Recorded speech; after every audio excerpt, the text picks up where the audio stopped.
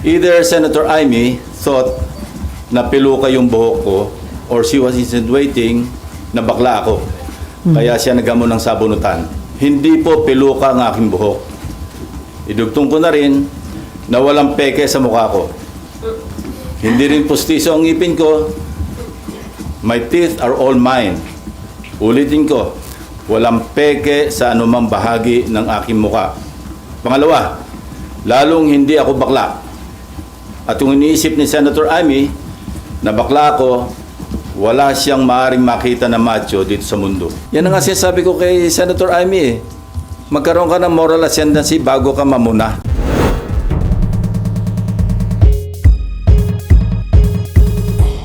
May opening statement Okay, ako, sir. pwede? Go ahead, sir. Sige, okay. Magsabunutan daw kami. Yan ang reaction ni Senator Amy Marcos sa issue ng di umano ay pork barrel sa 2026 GAA, allocables and her baseless insults and untruthful criticisms against the Senate Blue Ribbon Committee, which I chair. Either Senator Amy thought na piluka yung buhok ko or she was insinuating na bakla ako. Kaya siya nagamo ng sabunutan. On both counts, I say nothing can be farthest from the truth. Una, hindi po piluka ang aking buhok. Idugtong ko na rin na walang peke sa mukha ko. Hindi rin pustiso ang ngipin ko. My teeth are all mine. Ulitin ko, walang peke sa anumang bahagi ng aking mukha. Pangalawa, lalong hindi ako bakla. At kung iniisip ni Senator Amy na bakla ako, wala siyang maaaring makita na macho dito sa mundo. Pangalawa, or anyway, please don't get me wrong, I have nothing against homosexuals. It is their choice and I respect them for that. But as far as I'm concerned, kahit hindi ako kagwapuhan, para sa akin, masarap pa rin na maging tunay na lalaki. At tulad ni Tito Soto at Kiringo Hunasan, macho din po ako. Lalaking lalaki. Period. End of discussion. On Monday, January 19, we will resume the Blue Ribbon Committee hearings to further clarify some issues surrounding the flood control anomalies.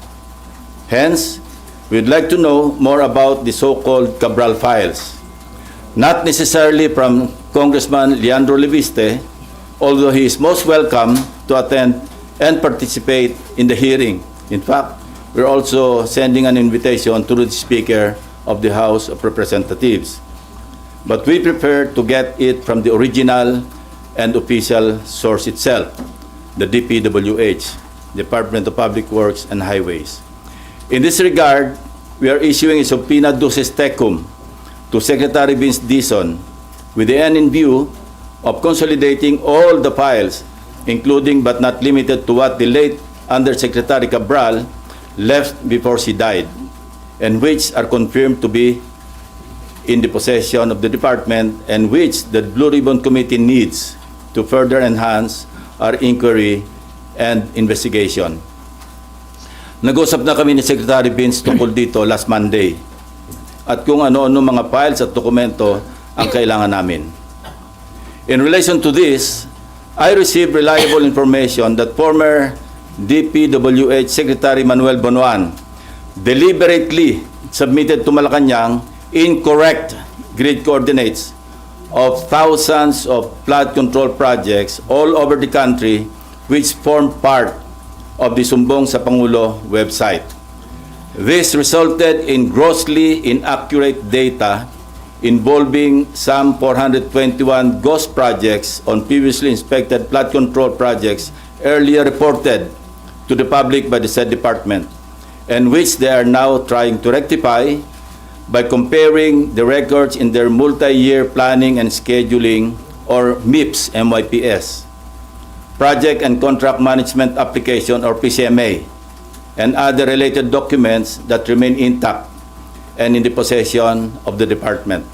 Second, we would like to clarify persistent reports that former Speaker Martin Romualdez had purchased a house and lot in a plush subdivision in Makati City using the Discayas as front in the said sale. If verified to be true, this could possibly establish a direct connection between the former speaker and the Discayas. In this regard, we may invite the former owner of the property to shed light. This is what I'm advising Senator Amy Marcos. Noise does not convict. Neither does it indict even who may be perceived as the most guilty in the FCP or flood control project saga. Only evidence does. Kaya kung meron siyang mayaambag na ebidensya para madiin ang kanyang pinsan, sumali siya sa pagdinig. Walang pipigil sa kanya at walang magbabawal sa sasabihin niya o gagawin niya.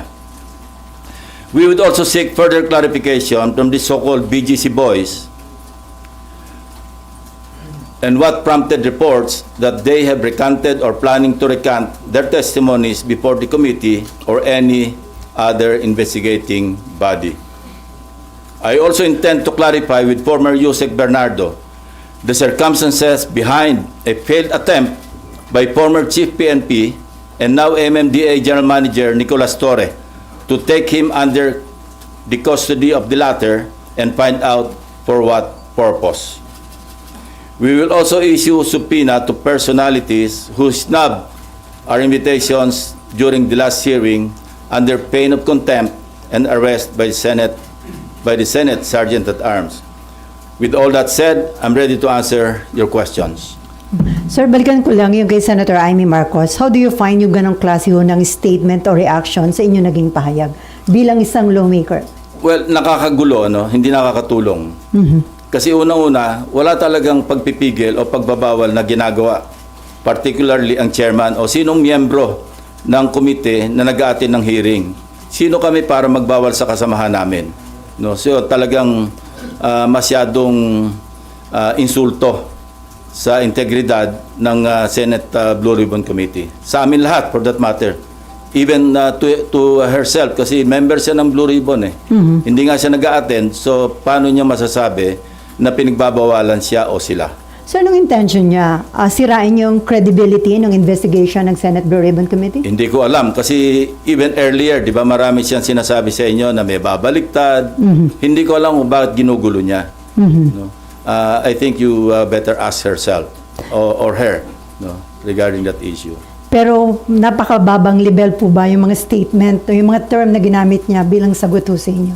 Ayoko na mag-comment. Una-una, hindi non-answer naman yung kanyang sagot eh. Hindi naman niya kinonfront yung issue, no. Sa halip, nililihis niya at anong mga issue pa ang kanyang sinasabi sa pagtugon doon sa naging usapan o usapin. And then dun ho kay House Speaker Martin Romualdez, sino po yung may-ari ng biniling property na naging front ho ay ang Discaya? I'm trying to arrange a meeting with her, ano. And kapag may liwanag na, kasi narinig ko rin na parang willing siya mag-testify. Yung may-ari, sir? Yung may-ari, yung dating may-ari. Para talagang at least ano, pwede nating paghanapan o magsimula ng investigation tungkol sa direct connection o direct link between the Discayas and the former speaker. Pero mag-attend na ho this coming Monday yung may-ari ng property? Sinasabi ko, nag-arrange ako ng meeting sa kanya at kung sasang-ayon siya na mag-attend, papadala namin siya ng invitation. Sino po yung source ng information na... Marami. Marami nagsasabi niyan. So ito na po yung pwedeng maging direct link at baka yung hindi... simula, para may pagsimulan yung kung sino man yung gusto mag-imbestiga. Against former Speaker Romualdez? Not necessarily against, but to shed light. Bakit ganun ang connection? Para pagkatiwalaan mo yung isang contractor na nasa sangkot sa, sinabi ko na to, 207.5 billion pesos na kontrata mula 2016 hanggang 2025. Napakalaki.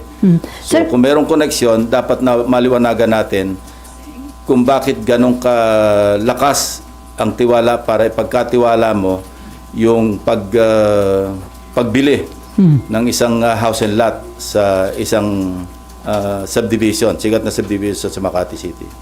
At magkano po yung amount nung... Name your price yung usapan. Gusto natin maliwanagan kung magkano talaga nagkabentahan. Pero hindi po invited si former Speaker Romualdez. As I said, pagdating sa counterpart namin sa House, mayroong parliamentary courtesy na umiiral. At pwede lang namin silang imbitahan, hindi pwedeng pilitin, through the House Speaker. Pero kung ayaw nilang mag-attend, wala rin kaming magagawa. Kasi ganun din ang dapat na tratong ginagawa nila sa amin.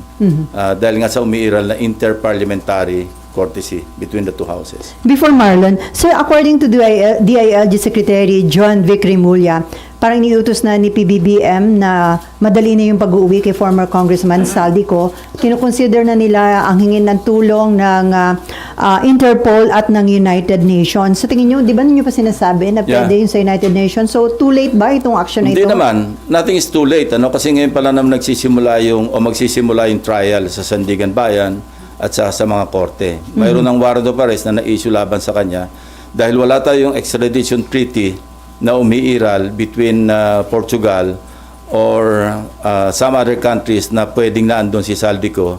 So mas mainam na yung idaan ito sa UNCAC, sa United Nations corruption something, 192 member countries, member ang Pilipinas, at pwede tayong dumulog doon para maiuwi rito si former Congressman ko. So kapag hiningi na yung tulong ng UN at Interpol, sigurado na po yung maiuwi sa bansa? Malamang. At saka yung European Union, alam ko meron silang agreement na magtutulungan sila kung nasa isang bansa na walang extradition treaty ang naghihiling na bansa. Pwedeng dalhin doon sa bansa na kung saan may umiiral na extradition. Maraming paraan.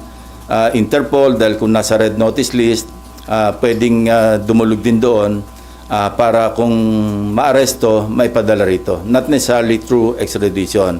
Although mayroon din ako narinig ng instruction na mag-apply na o kaya magsagawa na ng preliminary talks with Portugal para magkaroon ng extradition treaty. Although long shot yun.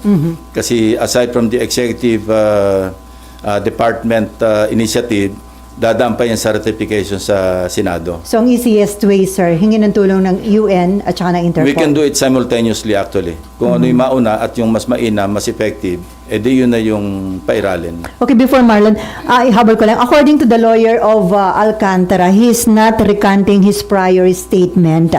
False and misleading daw po yung nag-circulate online na magre-recant yung BGC boys. So sir, ano yung possible din talaga na may mga puwersa o influential people na kumakausap sa kanila? Yun ang gusto natin malaman. Sa kabila ng pagtanggi ng abogado ng kampo ni Alcantara, gusto pa rin natin malaman ano yung may mga attempt pa na nangyari para sila'y mag-recant. At kung meron, sino? At kung sino, bakit? Kaya ganun pa rin. Gusto pa rin natin maliwanagan yung istorya behind the reports na nag-recant na o nagpaplano mag-recant. Sina Alcantara, si Bryce Hernandez. Kaya ipapatawag uli natin sila, yung BGC boys, para marinig mismo sa kanila, para ma-record ng Blue Ribbon Committee ano yung naging dahilan kung bakit lumabas yung ganito mga reports. Pero may info ho ba kayo na may nag-a-attempt talagang kausapin sila to convince them to recant? Well, that's normal for the camp of those being implicated na makipag-usap kasi yun ang mga iniisip nilang pwedeng magpabagsak sa ebidensya laban doon sa mga na-implicate. Normal lang yun. Gusto natin maliwanagan, although sinabi ko na rin na hindi stand-alone yung kanilang testimonies kasi pwede itong maibangga do sa mga other corroborative documentary evidence pati ibang testimonya ng ibang testigo. So pero siyempre may epekto 'yun maski papaano do sa ebidensya lalo na sa pagdating sa trial kasi guilt beyond reasonable doubt ang threshold. Sa pagpapile ng kaso, yung probable cause or yung sinasabing reasonable certainty of conviction, medyo mababa yung threshold. Pero pagdating sa husgado, napakabigat nun. Guilt beyond reasonable doubt ang kinakailangan. So, lahat ng ebidensyang kailangan maisalang sa korte, kailangan nandoon. So, still, kailangan pa rin na naandyan yung matibay na testimonya ng mga sina Alcantara, Bryce Hernandez, JP Mendoza, para talagang masolidify yung kaso sa korte. At sila nandito pa rin, sir, sa Senate custody. Nandiyan pa rin na. sila, oh. So kung meron man nakikipag-usap, possible ba yun kung nakadetain sila? Hindi naman kailangan direktang kausapin sila. Oh, pwedeng sa Lawyer to lawyer. lawyer. Oh. Senator Bato, by any chance, baka po nakausap nyo? Kasi sabi ni Sec John Vic, around the periphery of Davao City lang daw, he's just going around on a motorcycle. Ang problema kasi kay Senator Bato, wala naman tayong official na warrant of arrest coming from the ICC. Kaya, okay, unang-una, it doesn't make sense to me na nagtatago siya. Hindi naman siya wanted eh. I don't know, nasaan yung warrant? Ano lang, sinabi niya sa atin na mayroong warrant, pero wala tayong nakikita. Unless, si Senator Bato mismo, nakita niya yung warrant of arrest niya. Kaya siya nagtatago. But as far as you, me, or I are concerned, wala tayong alam na mayroong warrant of arrest eh. So mali yung diskarte na hindi na siya nagpapasok sa Senado, na wala naman talagang tangible na warrant. Kung ako siya, papasok na muna ako. Wala naman akong warrant eh. Ngayon, kung talagang, unless positive siya talaga na meron siyang warrant, diskarte niya na yun. Diskarte naman ng law enforcement na hanapin siya. Kasi okay, I have no moral ascendancy na sabihin sa kanya mag-turn over siya yung sarili niya. Kasi ako mismo nagtago. Yun ang tinatawag na moral ascendancy. Kasi kung ako noon, hindi ako nagtago at nag-surrender ako, sasabihin ko sa kanya, mag-surrender ka. I cannot tell him that. Yan ang nga sinasabi ko kay Senator Amy eh. Magkaroon ka ng moral ascendancy bago ka mamuna. Bago ka mag-advise. Sir, wala nang communication, hindi na po kayo nag-try since yung last year na. Hindi ko siya ginrate ng Happy New Year eh. At saka Merry Christmas. Nakalimutan ko eh. Pero, Gigiritin ko siya ng belated. Pag sumagot, sabihin ko sa inyo. pero mukhang aware po yung DILG dun sa whereabouts niya dahil according to DILG Secretary, nasa Davao lang, di ba? Nagmumotorsiklo with friends. So, ibig sabihin, You know, if I were with law enforcement, hindi ako magte-telegraph ng mga information. Kung may intention ako na i-pursue, na hulihin. Unless, nagdi-disinformation yung authorities. Alam nila kung nasaan, sinasabi nila kunwari nasa Davao para maging kampante. Ginagawa ko rin yun ng araw. So, ang advice nyo, pumasok na muna dahil wala pa naman palang arrest warrant. Kung walang malinaw na may darating na arrest warrant, pumasok na muna siya. Sayang din yung boto niya sa mga bill, sa mga resolutions.